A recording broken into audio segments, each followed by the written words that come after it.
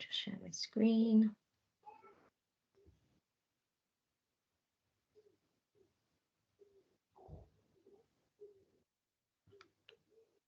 Okay, so hopefully you're able to see my screen. Would someone just be able to confirm that for me, please? Yeah, all good, Gem.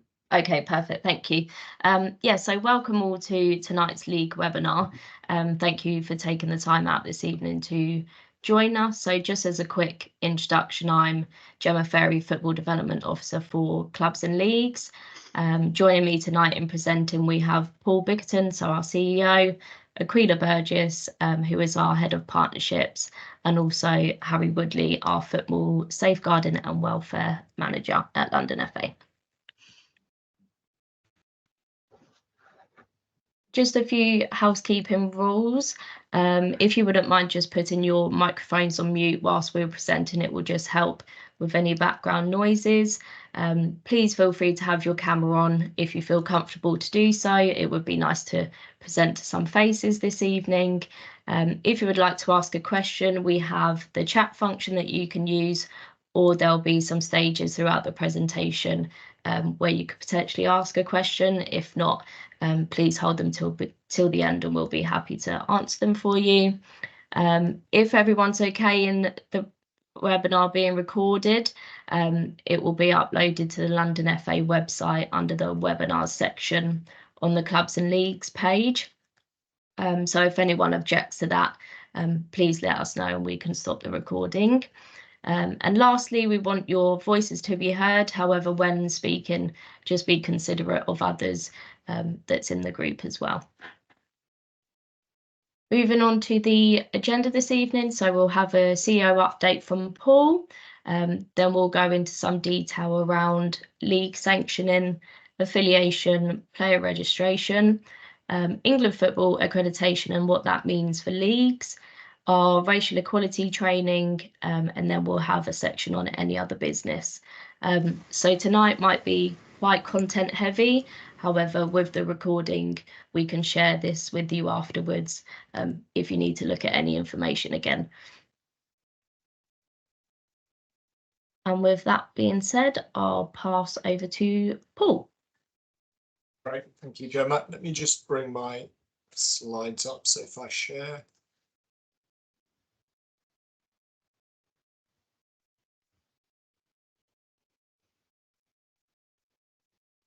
Let me know if you can see that okay, Gemma. Yeah, can see that. Lovely. Okay, great. So over to me. Look, good evening, everyone. Thanks for joining. You're the hardy few. I can't quite think what people would really want to be doing other than being on a London FA webinar on a really sunny kind of May evening this evening. So genuinely thank you for joining. I'm really grateful for your time. As Gemma's mentioned, we're recording. So what we'll be able to do is circulate this to other leagues so they get all of the information. And it's an evening where there's some really important information to pass over to you so that you're just really clear on the process over the summer. What I'm going to do is a very short bit at the beginning that's just going to talk you through the development of our new strategy. And I know some of you were involved in the consultation process that's been ongoing for a while now. So I'm just going to talk you through what that consultation was. And I'm going to give you a sense of what the structure of our new strategy starts to look like. The detail's going to come a little bit later in July, but I want you to see the kind of the direction and travel. And some of you have been involved in helping us shape all of this.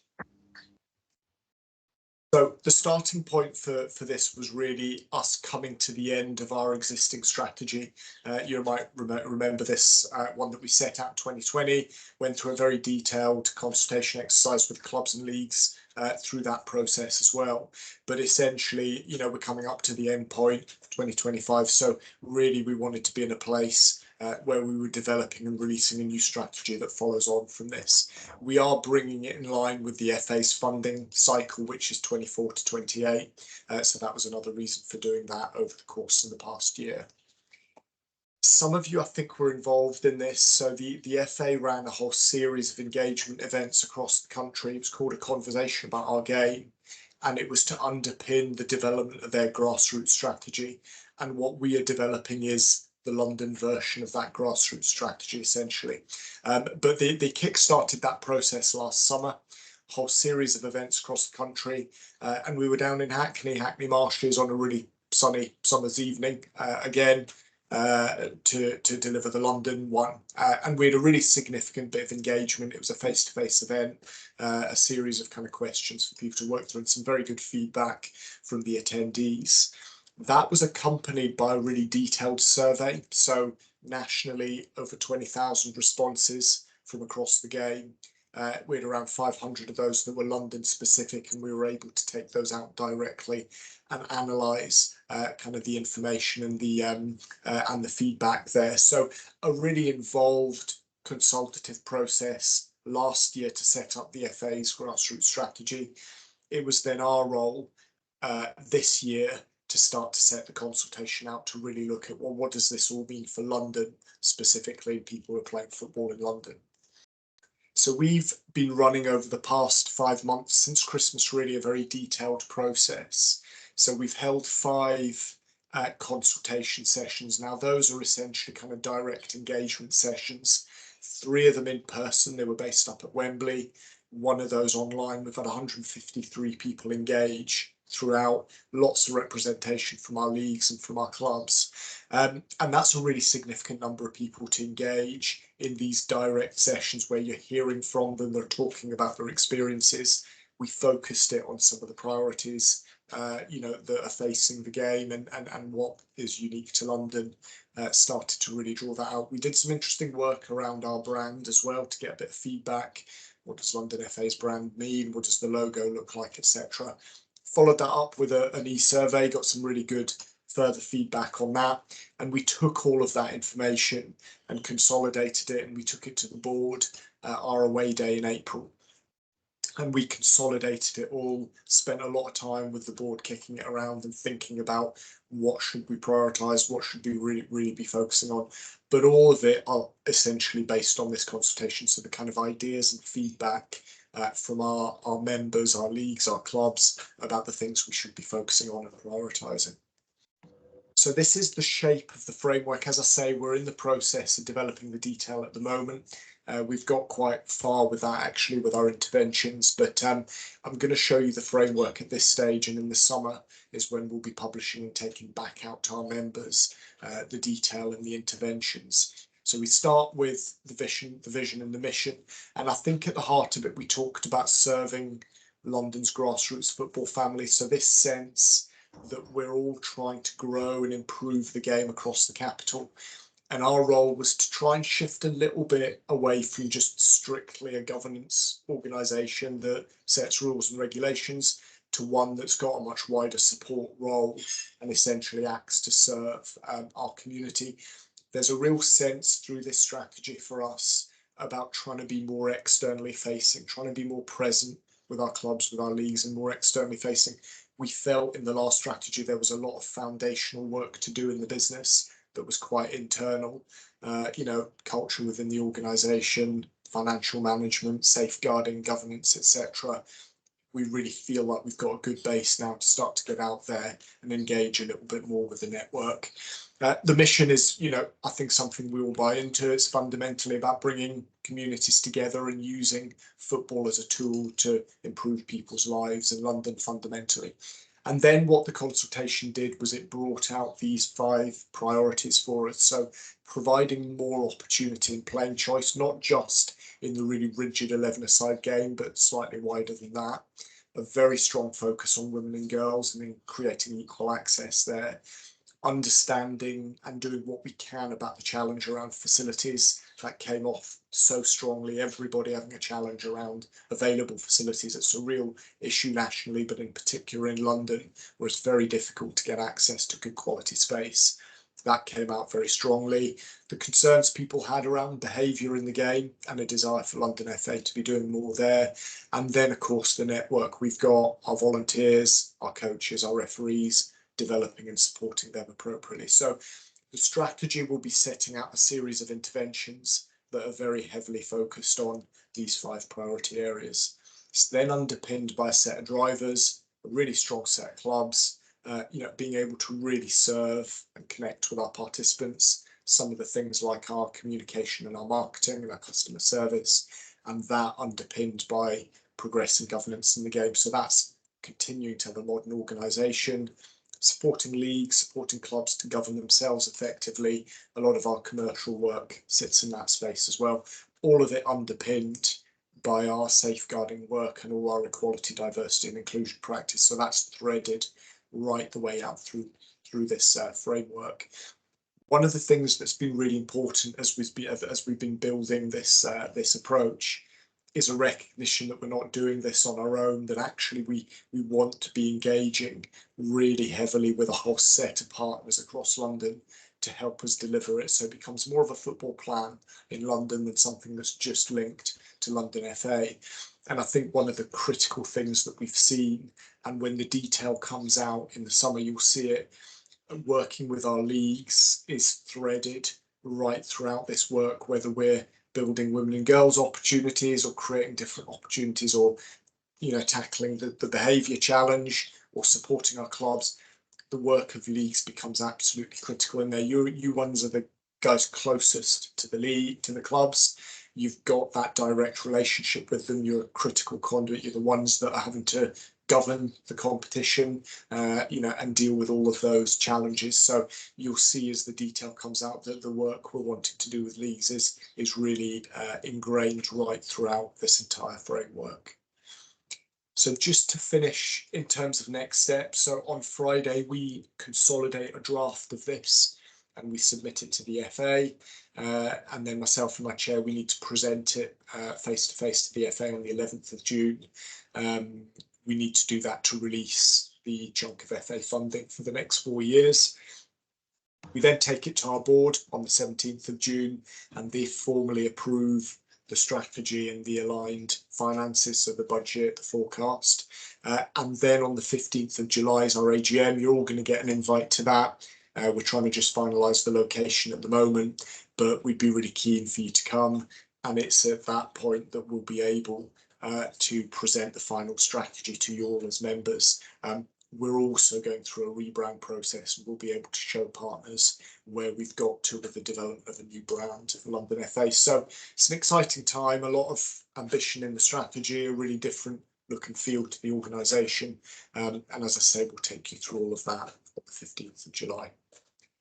That's it from me, Gemma. So I'll just stop and pause there. If anything's unclear or anybody's got any questions, I'd be really keen and happy to hear that.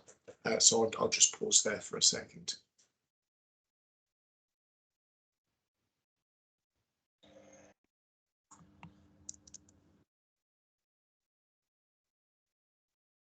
If there's no questions, I'll pass on to Aquila. Sounds good. Brilliant. Just before you come in, Aquila, there's a chat function within the Teams call. Do use that. So if any questions come up as you're going along on what I've just said, pop it in the chat and I'll be able to come back to you. Very happy to deal with it that way as well. Sorry, back to you, Aquila. No worries at all. What I'm just going to do, I'm just going to share my screen. Gemma, bear with me 1 second. It might just be easier. So let me just switch that out. Hopefully, Paul, I can see you in the corner, so if you just give me a thumbs up or let me know you can see it, that would be great. Lovely stuff. So yes, great to see so many friendly faces on the call. I'm just going to talk through just a few areas that are kind of up and coming at the moment. So I'll just break down the agenda. So the first thing we're going to talk about is, let me just move on a slide. So yeah, league sanctioning. So obviously that is fast approaching now. So I'm just going to give you some information as to when that opens, and then obviously any changes to the standard code of rules for youth and for adult as well. Team fees. So this is around affiliation. Just again, timeline of when affiliation will open. A little bit of an overview. This is so you can kind of relay this to your clubs, because we are fast approaching the affiliation window for next season. Like I said, I'm going to do a timeline, and then just the requirements, which my colleague Harry will kind of take over, because there's a few changes to the safeguarding requirements for next season. So just in terms of league sanctioning, just to date for your diary, it's going to open on the 10th of June. And as the case as in previous seasons, the rules will be submitted via the whole game system. So what you would be able to do is you open up your whole game system, there will be the league sanction tab, and essentially you just upload your rules into there. Competition structure will be completed in the competitions portal. So that's competitions.bfa. And that was the same process as last season. So hopefully it'll be a case of just updating any changes that you need to, and then moving any of the teams around, because I know some leagues have already done their constitution. In terms of fees, they'll stay exactly the same as last season. So £50 for sanctioning, £20 for public liability. And then, as we have done in previous seasons, any league cups that you want to sanction with us, you can do that through the sanctioning process on the competitions portal, and that'll be added to your invoice. And then in terms of reviewing your rules, again, this will be split between staff and committee members who are part of our rules and sanctions committee. Let's move us on. In terms of a timeline, so my colleague Pretty would have sent you through the Standard Code of Rules for adult or open age and youth on the 12th of April. Pretty has sadly left London FA, so I'll be leading affiliation and league sanctioning for this year. So if you do have any questions around that, feel free to drop me an email, and I'll put my email in the chat as well. So the main one, again, for your diary, is just trying to make sure you get your league rules submitted via the whole game system. We'll team that period between June and July, and then what we'll try and do is we'll review that as quick as we can, because ideally, hopefully there won't be many changes from your league rules from last season, and I'll just go through some of the changes through Score and Scory as well. And then hopefully league sanctioning will be completed by the 18th of August. This is obviously an internal deadline for ourselves, but obviously the quicker you get your league rules into us, the better we'll be able to turn those around as well. And then hopefully you'll be ready to play from August and September as well. Just a few, I'm not going to read all of them out, because again, the slides will be shared and this is obviously being recorded, but just one to flag is around the change of affiliation number to affiliation status. So what you would have noticed, you may have had a few queries from clubs, and I know, Michael, you're on the call, so I sent this through to you before, is that affiliation numbers no longer exist, and it's gone on affiliation status. So clubs will be able to see their status of their affiliation, whether it's affiliated, if they're in progress, or if they're invoiced, or they're not affiliated, and you'll be able to see that from your competitions portal side as well. So it's just really important to flag, and that rule is updated in the Standard Code of Rules.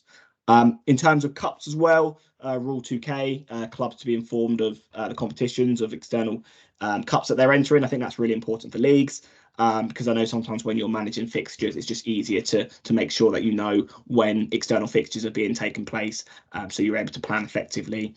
There is a new rule around when competitions can postpone a fixture due to an active club suspension. So again, that just gives a little bit more clarity as to a league as to when you can do that. And again, these template rules have been sent out, so feel free to digest this in your own time. And then just another one to flag is the opportunity for you to decide if goal difference is the determining factor.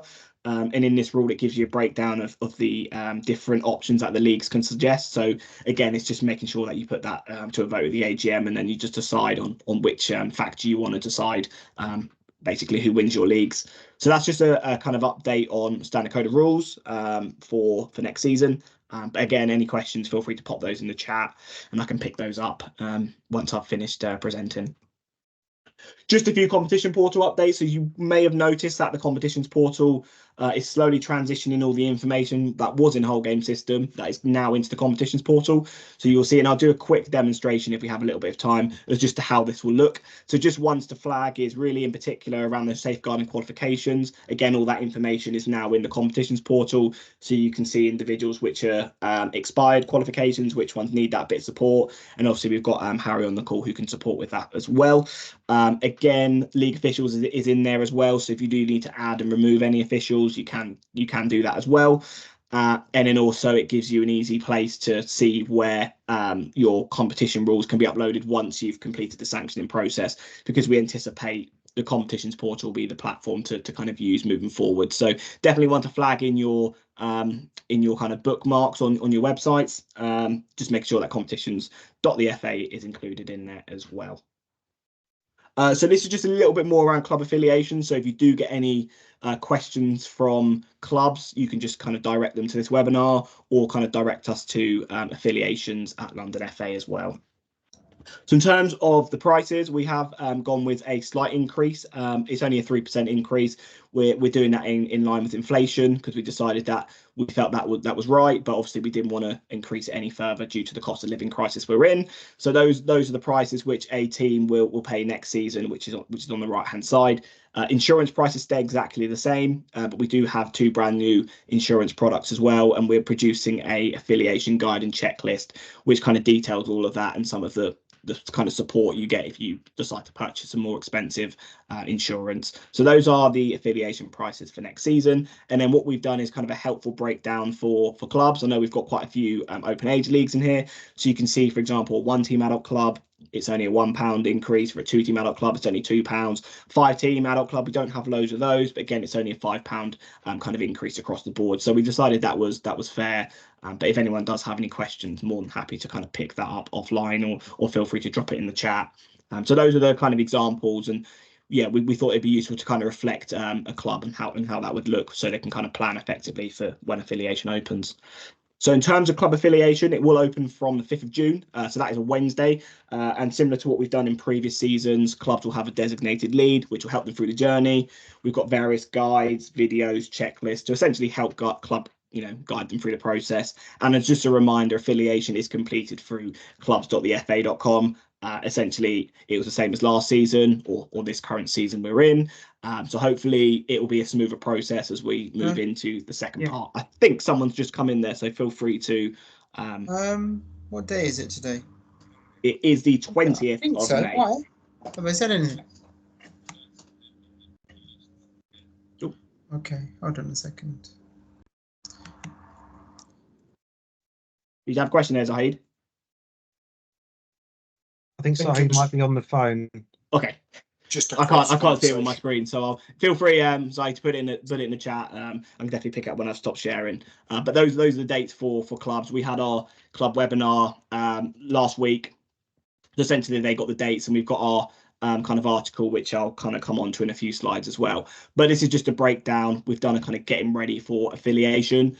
What we found out is that a lot of clubs, once the 5th of June had opened, it was really easy for them to affiliate. So what I would kind of recommend for clubs to do now is to make sure that they've got all their qualifications in date, because that ultimately slows up the process. Making sure that they've done any kind of player registrations. Again, that will open from the 5th of June as well.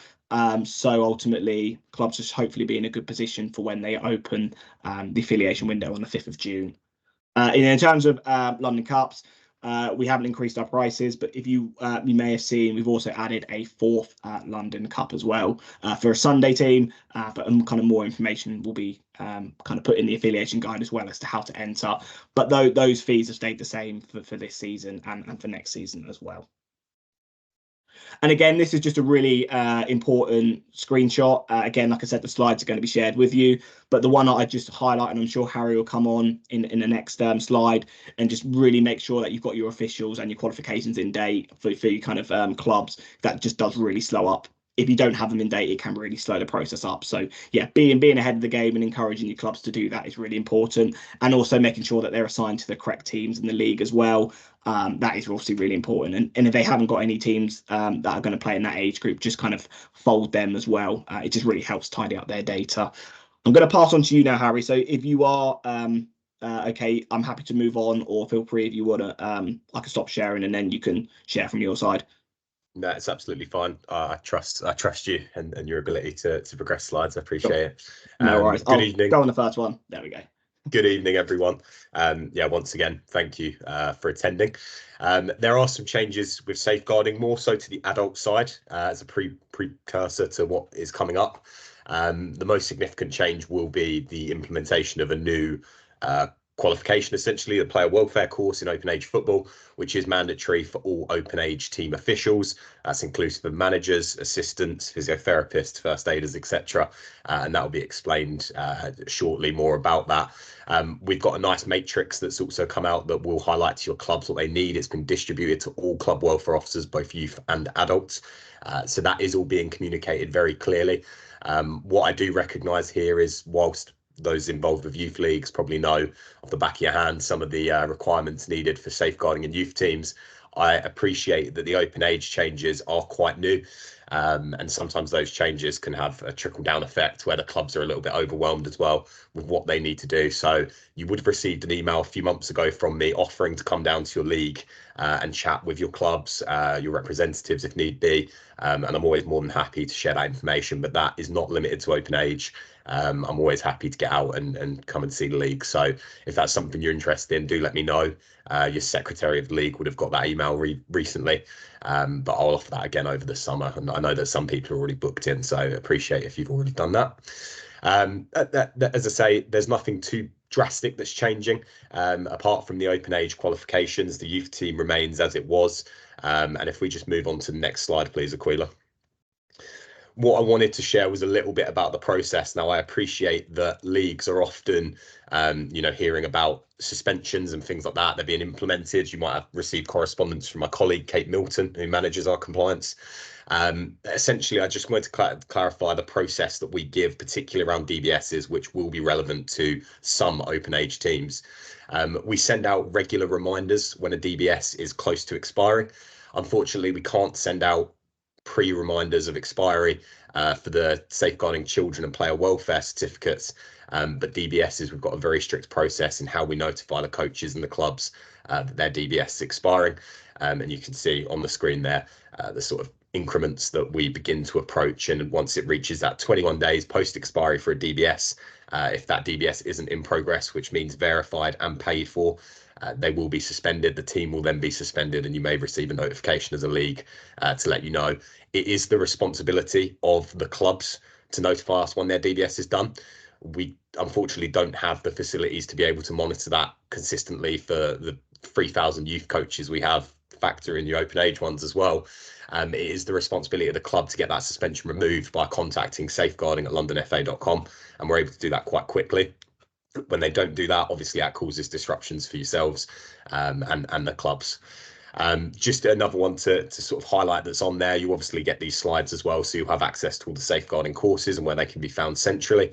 But the 21-day countdown to that post-expiry, that begins immediately when an under 18 is joined to a club. So for context, open age football will now require a coach, if they have a 16 or 17-year-old player in their open age team, to possess a DBS as well as their player welfare in open age football. The moment that under 18 player is added to the team, that clock starts on 21 days pre-expiry. Now, one thing that I've been posed this question quite a few times is, can you get all coaches DBS checked? Unfortunately, the answer is no. It's not legal to get a DBS check without the appropriate requirement to possess one. Puts a lot of strain on various companies that have to organise DBSs. So it's not as easy as getting everyone a DBS, unfortunately. But what we can do is we can support leagues in being able to. We can support clubs, but also leagues as a central touch point. We can put you down as a verifier for London FA DBSs, which essentially enables you to be able to process a DBS for a coach and help them out if they need to get it externally verified. So if that's something you'd want to take on, that can be limited to just your league, and we can set it up that way. Or you can join the London FA PIN, and you'll be able to verify across London, provided they're using that London FA PIN. But if that is something you're interested in, please get in contact with me, and we can get that set up over the summer in preparation for when these DBSs are going to need to start being completed. Aquila, if we just move on one more slide, please. Just a little bit more about some of the offerings that we have.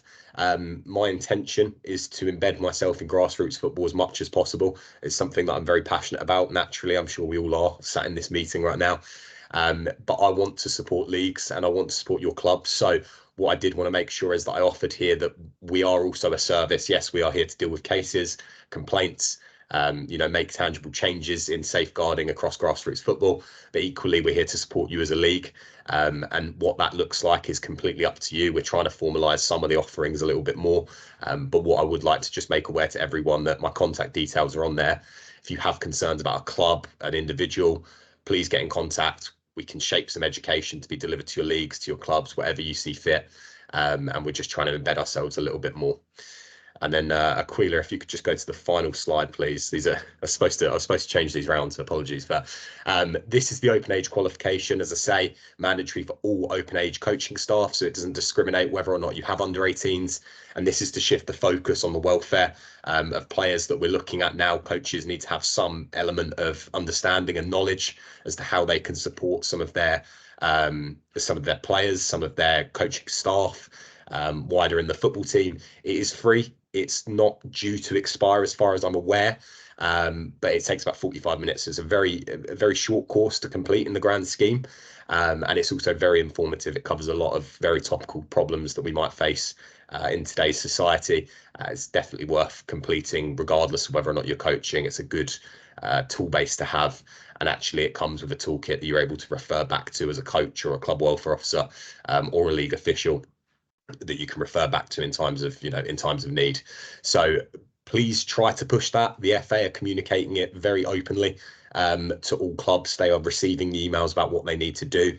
They won't be able to affiliate until this is completed. So this is not an optional, this has been notified from probably pre-Christmas. Our first comms went out, so we've been very transparent and open with this needing to be done. I would recommend, if you have got any touch points with your clubs, that you really start to push this, because I can see that this may be a blocker to some clubs, and we want to try to avoid that inevitable panic that seems to come around every summer. So I hope that makes sense. You understand what is required. There will be a role matrix as well, which will very clearly signpost it. But in essence, all coaches and club welfare officers need to have this qualification in open age football. This does not apply to youth football. And if these teams do have under 18 players, the coaches and their club welfare officer will also require a DBS to work with that young person.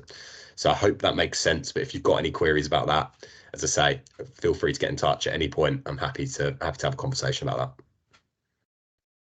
Brilliant. Thanks so much, Harry. And I think just to summarise from my section, we've got our Be Ready for Affiliation guide, essentially, which is all the stuff that clubs can do now. And as Harry mentioned, that does include the link to the player welfare course. So as a key takeaway, as Harry said, make sure that you do disseminate this information to your clubs, because this really will help speed their affiliation up.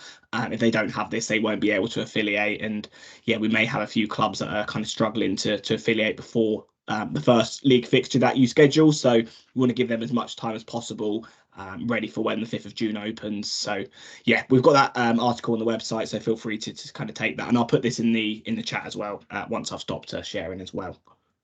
I think just a quick one from me around player registration as well, just to touch on. This is essentially, again, just reiterating what I mentioned earlier. This opens from the 5th of June. So you can see on the left-hand side, this is the club's portal. This is where clubs do their player registration. And then from a league side, making sure that you access this through your competitions portal, and you can do that directly. Making sure that you've got your registration requirements up to date as well. So making sure if you do accept online consent, and it's mandated in your league, make sure that that's updated. If you do have a deadline for when players don't register as per your standard code of rules, make sure that that's included. And again, just making sure you have any players that are registered as well, and you can do that through your players tab. So that's just a kind of quick overview of player registration. And I think the FA have got all of these handy guides and tools as well. So some of the stuff that I've mentioned earlier, some really good articles on there in the FA's grassroots knowledge base. And then if you do need to raise a ticket, there is the link there as well. But it's always best to contact London FA. In this instance, it'll be playerreg@londonfa.com, and hopefully we'll be able to resolve your query much quicker as well. I think, Gemma, it's over to you. So what I'll do is I'll stop sharing and allow you to get back into sharing. Perfect, thank you. Aquila, could you just confirm you can see my screen, please? I can see it all good, Gemma. Perfect, thank you. Okay, so moving on to England football accreditation, and this is a particular focus around league accreditation. So in the webinar last Monday with our clubs, I spoke through accreditation in regards to a club perspective, but now I just want to introduce it to you as a league as well.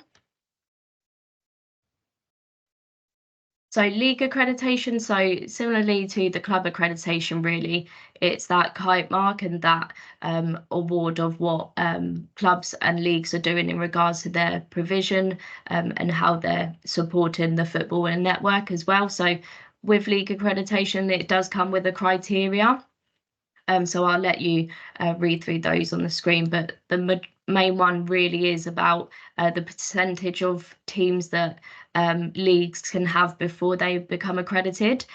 So leagues must have 60% of their teams that hold the accreditation award when they're first applying. So we're really looking for that 60% or higher to then start the league accreditation process. And then within that as well, leagues have 3 years to reach a minimum of 85% of teams that hold the accreditation status. And within that 3-year period, we can really support you as a league through your league accreditation, how you're supporting clubs become accredited, and really offering that support and bespoke offer to what suits your clubs. A main focus around league accreditation is a league delivery plan. So this really sets out your ambitions as a league. So here you can see that it goes through sections of your league details, a review of your last season's initiatives. So is there anything that you did that really makes you stand out, that you're proud of, that really impacted the football community that you have within your league?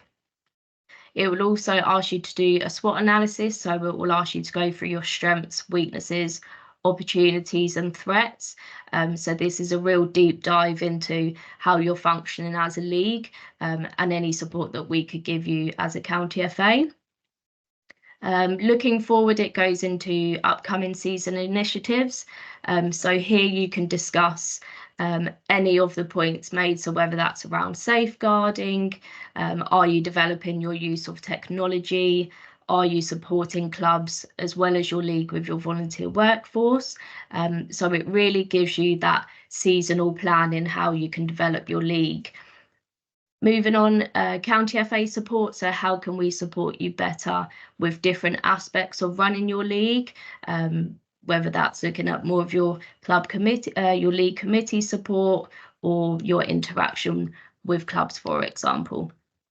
And then at the end, there's a declaration piece as well. But within that, for the league delivery plan, I can support you through that. So it's not something that's just passed over to you as a league for you to do. It's a real two-way approach, and me being able to support you to hopefully reach that 85% of team accreditation or above. So what are the rewards of becoming an accredited league? So at the top there, you can see England Football. They have their own benefits that they're able to provide you as a league. So that includes vouchers, digital assets, footballs, for example. But it's so much more than that. So you'll have access to the league program. So this is all about getting professional services come and support you with your league, and having a league consultant in a specific area that you might want support in, whether that's like your identity or your governance, for example. Invitation to webinars and conferences. And then a real personalised level is county recognition, but this is also done on like a national scale as well. So when leagues do become accredited, the FA and England Football do shout about that, and we do that on a more county level as well.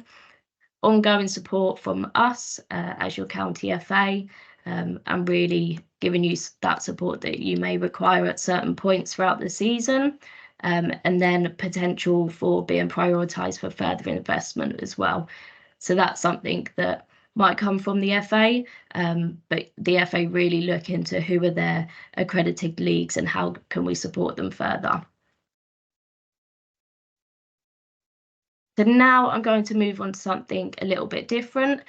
So it's our racial equality training that we have at London FA. So the racial equality training focuses on educating officials and key members within the footballing community on discrimination and how to combat discrimination within the football environment.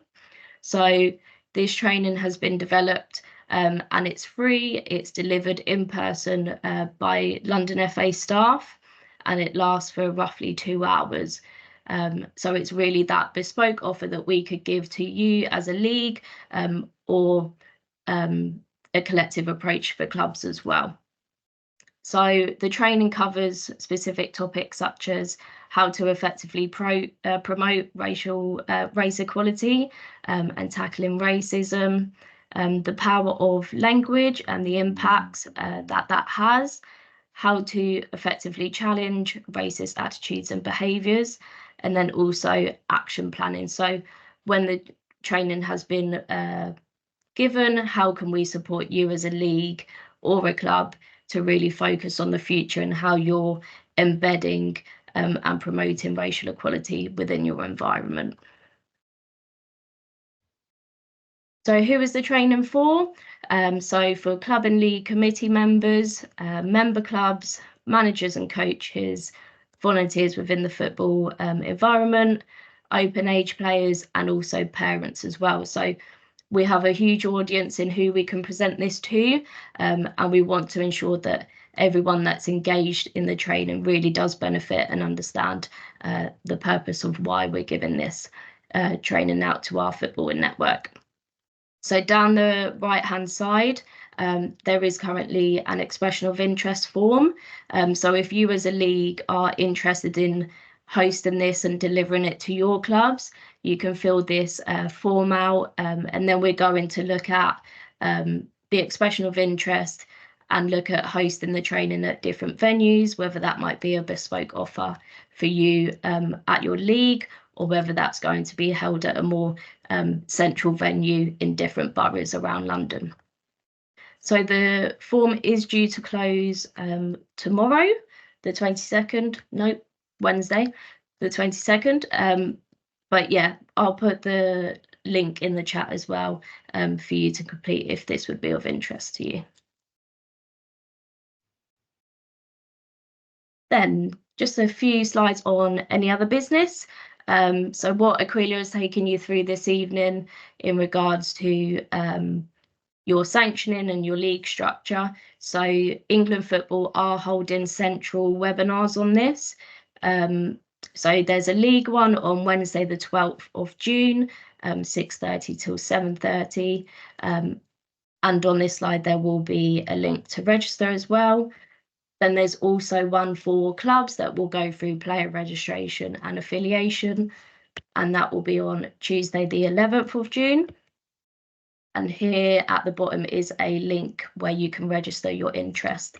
So if you would like further support after today, you can either come to us as your county FA, or there's also going to be another webinar from England Football. And with that, I'll pass on to Aquila. Brilliant, thank you, Jem. Yes, so as Jem has kind of mentioned, the FA are running two webinars, and they probably will touch upon the kind of changes to dispensation and international clearance, because there were a few issues at the start of this season around dispensation, in particular for those in youth settings. So what the FA have done is they found out that the majority of those cases are educational. So if you're playing down a year and all you need is a letter from the school. So essentially, once you've got that, it's an online process now that then goes to the FA, and ultimately that application is a lot quicker. So hopefully what the FA have kind of mentioned to us, it will be around 14 days from when the parent/carer applies for dispensation. We haven't got a date for when that opens, but we will keep you posted when that does. But there is a handy link in the chat as well, which explains just what dispensation is. Another one around international clearance. So in the past, there was a central FA email address, which was registrations@thefa.com. The FA have simplified that now because what they found out, there were delays in clubs receiving a response. So this is now formulated into a application form, which is online. And essentially, what the club will do is just fill in all that information. That then goes to the FA.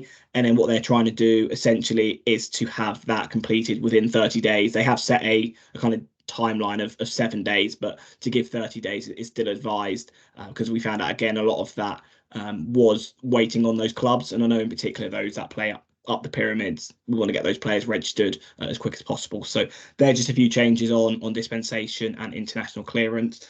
Jem, if you could just move us on a slide, please. Just another one for your diary. This is a kind of an annual process that the FA run. So from the 1st to the 5th of June, the systems will be unavailable, and those are the platforms which are. So for you, for the leagues, that will be club and competitions portal. That's why affiliation essentially opens on the 5th of June, to allow the system to basically roll over all of the data. So it's ready for the new season. Full time is still online, and so is whole game system. But then what is happening on the 1st to the 3rd of June, this is the annual rollover again. So they do it over two kind of periods across the summer. Those portals again will be unavailable. So if you do get any clubs querying why they can't do their affiliation or why you can't do your league sanctioning, those are the reasons why. So it's just a few dates for your diary. So that's just one to kind of cover off. And I think I've got one final one as well. So yeah, we've been working with an organisation called Grassboots. And this one might actually before your clubs. So we've mentioned this at the webinar last week, but essentially if you know of any clubs which have any equipment which no longer is useful, then Grassboots is a great way to donate that and it gets money back to the club. Essentially, it's a bit like Facebook Marketplace, but a little bit more for that sportswear equipment. So if you do have any information or any suggestions to kind of improve this, then feel free to kind of let us know, and you can download and sign up with that QR code in the right hand corner. And if you do have any questions about the platform, feel free to message Jason, and his email address is included in there. I think that is it from me, Jem, unless there's obviously any questions at all on anything that we covered, then more than happy to answer that. Thank you, Aquila. Yeah, so this is just an opportunity to ask any questions now whilst we're here, or you're more than welcome to get in contact with us afterwards as well. But yeah, I'll open the floor to any questions.